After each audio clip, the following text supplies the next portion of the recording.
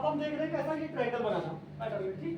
यहाँ पे हम लोग देख रहे हैं, तो सबसे पहले अगर हम इसको बना रहे हैं इस तरीके से रेक्टेंगल, तो हम देख रहे हैं कि पहले यहाँ पे कुछ स्पेस छूटा हुआ है, उसके बाद में आपका एस्टेरिस्क प्रिंट हुआ है ना, फिर आपका स्पेस कुछ कम छोड़ के, मतलब यहाँ पे देखिए आप जैसे एस्टेरिस्क प्रिंट हुआ, एक एस्टेरिस्क, दो, तीन, मतलब यहाँ पे तीन एस्टेरिस्क के स्पेस छोड़ा गया है कि नहीं, आप लोगों को दिख रहा है कि नहीं। यहाँ पे कितने एस्टेरिस्क का स्पेस छोड़ा है, दो एस्टेरिस्क का, यहाँ पर एक एस्टेरिस्क का, और लास्ट में कुछ भी नहीं छुड़ा है ना। इसका मतलब अगर हमको इस तरीके से पैटर्न प्रिंट करना है तो हमको क्या करना पड़ेगा कि पहले सबसे पहले तीन स्पेस प्रिंट करने पड़ेंगे, उसके बाद में फिर दो स्पेस, फिर एक स्पेस, और फिर क्या है, एक एस्टेरिस्क इधर, फिर दो एस्टेरिस्क, तीन एस्टेरिस्क और चार एस्टेरिस्क। अगर हम इसको सिंपल सा प्रिंट करना चाहें लिख लिख के, हमने जैसे पहले किया प्रिंट, और प्रिंट में पहले सबसे पहले क्या कर दें, कितने कितने यहाँ पे स्पेस है, कितने स्पेस है, तीन, तो हमने एक स्ट्रिंग में सिर्फ स्पेस ले लिया, कुछ नहीं, इसमें क्या है स्पेस, और इसको किससे मल्टीप्लाई कर दें, 3 से, आ रही बात समझ। फिर कॉमा लगा के क्या कर दें, एस्टेरिस्क प्रिंट कराएं, और एस्टेरिस्क कितने प्रिंट कराएं, एक एस्टेरिस्क से पहली बार, तो किससे मल्टीप्लाई करेंगे, 1 से। ये समझ में आ रहा है कि नहीं।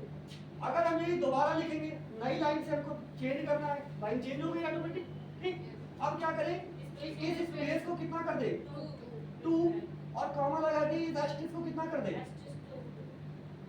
2, फिर से प्रिंट करेंगे, और प्रिंट स्पेस कितने, 1, और एस्टेरिस्क कितने, 3, आ रहा समझ में। उसके बाद में क्या होगा, स्पेस 0, प्रिंट स्पेस कितने, 0, और एस्टेरिस्क कितने, 4, आ रहा समझ में इतना। अब देखो हम क्या करेंगे, अगर हमको ये प्रोग्राम बनाना है, ठीक, हमने या तो हम ये कर सकते हैं कि हर बार प्रिंट करके सबसे पहले यहाँ पे क्या किया, 3, फिर 2, फिर 1, फिर 0, आ रही बात समझ में। और यहाँ पे क्या कर रहे हैं कि 1, 2, 3, 4, ये कर रहे हैं कि नहीं। हम दो चीजें देख रहे हैं कि एक जगह पे वैल्यू हमारी क्या हो रही है, हर बार डिक्रीज हो रही, एक एक हो रही कि नहीं, और एक जगह पे हमारी वैल्यू क्या हो रही है, इंक्रीज हो रही है, एक एक ना। और हमने पढ़ा है लूप, लूप में यही तो प्रोसेस होता है कि हम एक एक इटरेशन उसको बढ़ा भी सकते हैं और एक एक इटरेशन घटा भी सकते हैं ना। अब हमको जितनी बार ये काम कराना है हम लूप के थ्रू करा सकते हैं। जैसे यहाँ पे कितनी बार कराया गया, 4 बार, 4 रो है तो 4 बार, अभी 10 रो होती, 10 लाइनें होती तो कितनी बार करते, 10 बार। तो हम बार बार तो प्रिंट ये लिखते नहीं ना। अगर हम इस कोड को लिखने के लिए एक लूप बना सकते हैं, ऐसा करते हैं,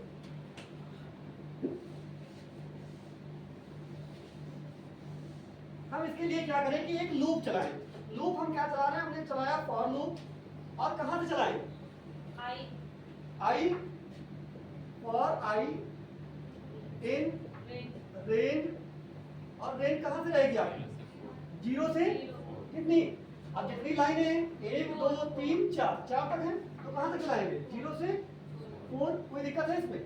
अब इसके अंदर हमको क्या करना है, सिर्फ प्रिंटिंग करना है ना, तो हम यही प्रिंटिंग ही तो करना है, तो हम इसी लाइन को लिखते हैं प्रिंट। और प्रिंट क्या करना है, पहले तो स्पेस प्रिंट करने ना, तो स्पेस प्रिंट करने के लिए ये लिखा। अब ये स्पेस कितने प्रिंट किए जा रहे हैं, 4 - i+, कितने प्रिंट किए जा रहे हैं, 4 - यहाँ पे 3 है, यहाँ पे 2 है, यहाँ पे 1 है, यहाँ पे 0 है, और हमारा n की वैल्यू कितनी थी, 4, मैक्सिमम वैल्यू कितनी है, 4। इसका मतलब हम यहाँ इसको मल्टीप्लाई कर सकते हैं कि नहीं, 4 - 1 लिख सकते हैं कि नहीं। दोबारा जब ये लूप रन होगा तो कितना होगा,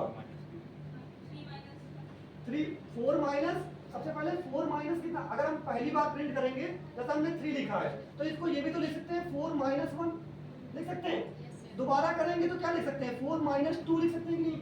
इसको दोबारा करेंगे तो कितना हो जाएगा, 4 - 3 कर सकते हैं कि नहीं। फिर उसके बाद में 4 - 4 लिख सकते हैं कि नहीं। इसका मतलब अगर हम इसको मल्टीप्लाई कर दें किससे, 4 और माइनस किसको, क्या माइनस कर रहे हैं हमेशा, सबसे पहले क्या हमने 1 माइनस किया, फिर 2, फिर 3, फिर 4, मतलब जो हमारी वैल्यू थी उससे एक ज्यादा माइनस करना स्टार्ट किया। शुरुआत में आई की वैल्यू कितनी है, 0, तो हमने माइनस क्या किया है 1, मतलब i से 1 ज्यादा, तो हम यहाँ पे माइनस कर सकते हैं कि नहीं, i प्लस 1।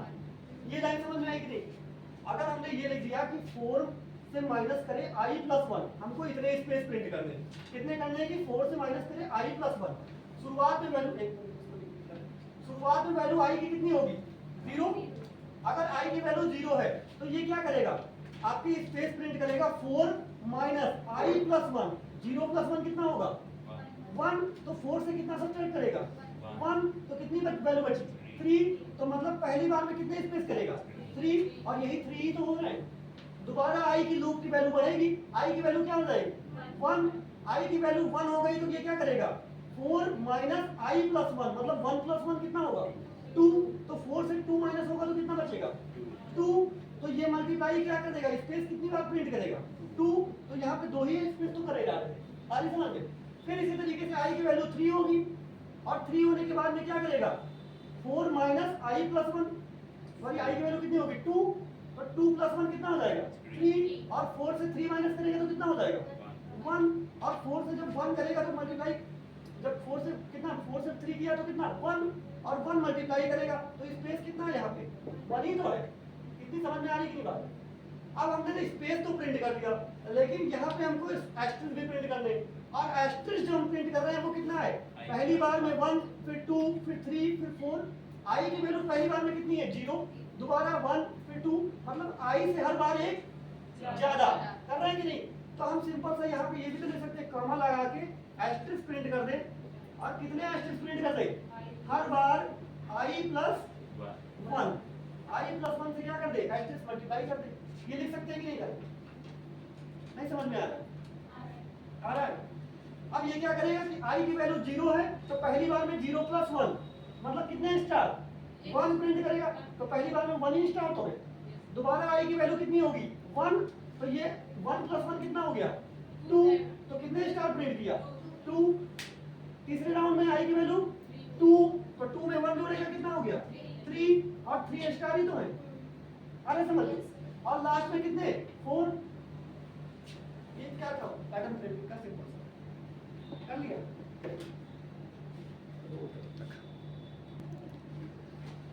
अब जैसे हमको ये लेटर प्रिंट करना है n, ठीक। अब अगर हम n लेटर प्रिंट कर रहे हैं तो ये इसमें रो कितनी है 1, 2, 3, 4 और 5 ना। इसका मतलब जो हम लूप चलाएंगे, फॉर लूप चलाएंगे, और कहां से i इन रेंज, कहां से 0 से 5। क्या नहीं 5, लेकिन 0 से कर रहा है तो 5 बार, ये लूप हमारा 5 बार चलेगा। अगर हमने 0 से स्टार्ट किया इसका मतलब कितनी बार चलेगा 5 बार चलेगा। 5 के लिए नहीं चलेगा, लेकिन 5 बार चलेगा, ठीक। अब जैसे यहाँ पे हम प्रिंट कर रहे हैं तो देखना ध्यान से, अगर इसमें कॉलम कितनी है, अच्छा एक कॉलम हो गया, 2, 3, 4 और 5, कॉलम में कितने हैं 5। आधा समझ ले। हमने इसके अंदर एक और लूप लगाया। आप लोग को रेक्टेंगल प्रिंट करना आता है कि नहीं?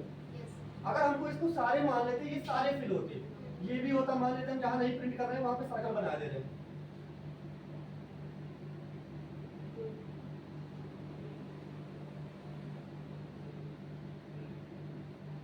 ये दिख रहा है, जहां पे हमने एस्टेरिस्क नहीं प्रिंट करना वो क्या है सर्कल।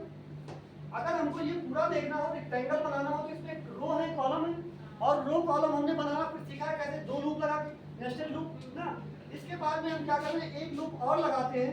जैसे इसके अंदर मैंने एक लूप और लगा दिया फॉर, और ये कहां से स्टार्ट करें जे इन रेंज ऑफ, कहां से लेके कहां से चलाएं, इसको 0 से लेके 5 तक इसको भी चला दें।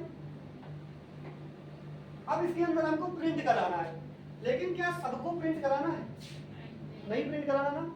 हमको यहाँ पे जैसे जहां जहां आपका सर्कल दिख रहा है वहां वहां स्पेस प्रिंट कराना है, और बाकी जगहों पे क्या कराना है एस्टेरिस्क प्रिंट कराना है। अच्छा आप लोग ध्यान से देखिएगा, ये आपकी पहली रो पूरी प्रिंट हुई है कि नहीं, पहला कॉलम सॉरी पहला कॉलम पूरा प्रिंट हुआ कि नहीं, और लास्ट वाला कॉलम पूरा प्रिंट हुआ है कि नहीं। इसका मतलब हमने पहला कॉलम पूरा प्रिंट किया है, और लास्ट वाला कॉलम कौन सा होगा जब वैल्यू आपकी जाएगी तो इसका मतलब जो कॉलम वाली वैल्यू है, एक तो जीरो के लिए पहला कॉलम होगा कि नहीं, ये जीरो के लिए फर्स्ट कॉलम होगा, और आपके 4 के लिए क्या हो जाएगा, लास्ट कॉलम। अगर आप दिक्कत हो रही है इस तरीके से तो इस लूप को ही आप एग्जीक्यूट करा दो, इससे थोड़ा सा इंक्रीज करें। अब इसको क्या किया हमने, जीरो से ना स्टार्ट करके कहाँ से कर दिया, 1 से स्टार्ट किया और कहाँ तक जाएंगे, 1 से ज़्यादा 6 तक, यहाँ से इसको इंक्रीज किया कहाँ से, 1 से कहाँ तक गए, 6 तक। अब तो समझ में आ रहा है। अब अगर आई की वैल्यू पहले क्या हुई, 1, अब हमको कितने प्रिंट कर दें, अगर आई की वैल्यू मतलब जो आपका ये आपका रो बता रहा है, पहला लूप क्या बताएगा, रो, दूसरा लूप कॉलम। अब हमको प्रिंट करना है लेकिन कहाँ पे, अगर आपकी कॉलम की वैल्यू क्या है, जो आपका कॉलम है वो अगर जीरो है तो सारे प्रिंट करने कि नहीं करने।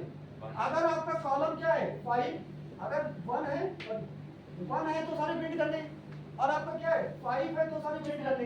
ये कॉलम में देख रहे हैं कि नहीं आप, सारे प्रिंट हो रहे हैं, और इसमें भी क्या हो रहे हैं, सारे प्रिंट हो रहे हैं। मतलब अगर आपकी j की वैल्यू क्या है, कॉलम मतलब j, अगर आपकी j की वैल्यू किसके बराबर है, अगर आपका j इज इक्वल टू किसके बराबर है, 0 के बराबर है, ठीक, तब भी सारे प्रिंट कर दें। और मतलब या तो ये है तभी प्रिंट कर दें, या फिर अगर आपका j is equal to, sorry 0 लिख दिया, j इज इक्वल टू क्या है 1 के बराबर है, तब सारे प्रिंट कर दें, या फिर j किसके बराबर है 5 के बराबर है, तब सारे प्रिंट कर दें। इसमें कोई कॉन्सेप्ट दिक्कत है, अगर हमको सिर्फ ये लाइन प्रिंट करनी है और ये लाइन प्रिंट करनी है, तब अगर j की वैल्यू 1 है और j की वैल्यू 5 है, तब सारे प्रिंट करने की नहीं करनी। और अब दूसरी चीज देखो, अब हमको ये वाले प्रिंट करने, ये वाले दिख रहे हैं क्या, इसमें कोई लॉजिक मिल रहा है आपको, कुछ कॉमन दिख रहा है इसमें, क्या कॉमन दिख रहा है, आप लोग ध्यान से देखिएगा। अगर तो ये पॉइंट है, इसके अगर हम कोऑर्डिनेट निकालें एक्स वाई के कोऑर्डिनेट, तो ये दूसरी रो में है और दूसरे ही कॉलम में है, दिख रहा है कि नहीं, है कि नहीं, ये तीसरी रो में है ये वाला, और तीसरे ही कॉलम में है कि नहीं।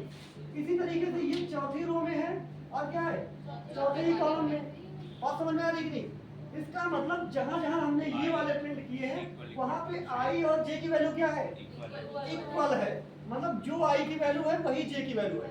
तो अगर हम इसके बाद में एक और की कंडीशन और लिख दें और ब्रैकेट में लिख दें कि if I is equal to क्या, इज इक्वल टू जे, अगर आई की वैल्यू क्या है जे के बराबर है, तब प्रिंट कर दे ना। हमको प्रिंट करना था कब, if j is equal to 1 और j इज इक्वल टू 5 और i इज इक्वल टू क्या, j, अगर i j के बराबर हो तब भी करना है। या फिर अब यहाँ पे एक ऑपरेटर लगाएंगे एंड क्या, या तो ये बराबर है, लेकिन एंड कंडीशन आप लोगों ने पढ़ी थी कि अगर हमने दो चीजें लिख दी, मान लो हमने लिख दिया a इज इक्वल टू 0 और हमने लिख दिया and b is equal to क्या हो 5, आपने एंड में पढ़ा कि जब ये भी सही हो ये भी सही हो तभी प्रिंट करें, अगर दोनों में से एक भी गलत हो गई तो प्रिंट ना करें, पढ़ा कि नहीं। तो वही चीज, लेकिन जब हमने किया कि i is equal to j, अगर i is equal to j है तो ये तो आपकी बाद में भी तो i की और j की वैल्यू बड़ी हो सकती है कि नहीं, हो सकती है कि नहीं भाई, हो सकता है कहीं पे और भी वैल्यू बड़ी हो, जैसे यहाँ पे भी क्या था 1 1 बराबर थे, तो हो सकता है कि यहाँ पे दोबारा स्टेप प्रिंट कर दे, हो सकता है कि नहीं, लास्ट में 5 5 भी हो रहा है, यहाँ पे दोबारा कंडीशन पाएगा वो फिर से प्रिंट कर देगा, भाई दोबारा चलेगा कि नहीं। तो हमको अब यहाँ पे दोबारा तो करने नहीं है, तो अब हम क्या लगा दें कि जब आपकी वैल्यू क्या हो, आई की वैल्यू क्या हो, लेस देन किससे हो, आई की वैल्यू अगर ग्रेटर देन 1 हो, मतलब 1 से बड़ी हो तभी करें, क्योंकि हमने जब यहाँ पे देखा तो ये आई की वैल्यू क्या है 1 से बड़ी ही है ना, और यहाँ पे देख रहे हैं तो 5 से छोटी ही है कि नहीं। तो हमने यहाँ पे क्या लिख दिया कि आई की वैल्यू क्या हो, अच्छा आई देख रहे हैं कि जे देख रहे हैं, यहाँ पे वैल्यू किसकी बड़ी हो रही है, कॉलम की हो रही है कि रो की हो रही है,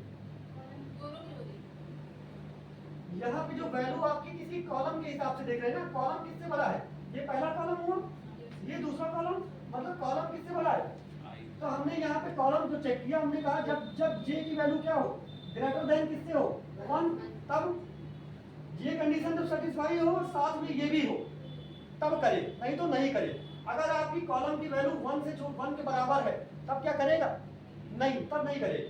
एंड हमने और कर दिया, एंड क्या कर दिया कि अगर आपकी कॉलम की वैल्यू क्या हो 5 से छोटी हो तो हमने लिख दिया j इज लेस देन, ये ग्रेटर देन था, ये लेस देन किससे 5। अगर आपकी j की वैल्यू क्या हो लेस देन 5 हो तब करें, मतलब कि अगर आपकी j की वैल्यू 5 के बराबर आ गई तब क्या करेगा ये, नहीं। इन तीनों कंडीशन में अगर ये तीनों सही होंगी तभी वो प्रिंट करेगा, नहीं तो नहीं करेगा। अब यहाँ पे क्या है कि चाहे ये सही हो जाए, चाहे ये सही हो जाए और चाहे इनमें से कोई एक सही हो जाए, और मैंने लिखा है कि नहीं, और में होता है कि कोई भी एक सही हो जाए तो क्या कर देगा, प्रिंट कर देगा। अब जैसे ही वो j इक्वल टू 1 पाएगा, ठीक, j इक्वल टू 1 मतलब कि क्या है, कॉलम की वैल्यू क्या है 1 है, तो जैसे ही पाएगा तो क्या कर देगा, वो प्रिंट कर देगा कि नहीं। उसके बाद में j इक्वल टू 5 पे अगर चेक करेगा तब भी उसको क्या मिल जाएगा, प्रिंट कर देगा।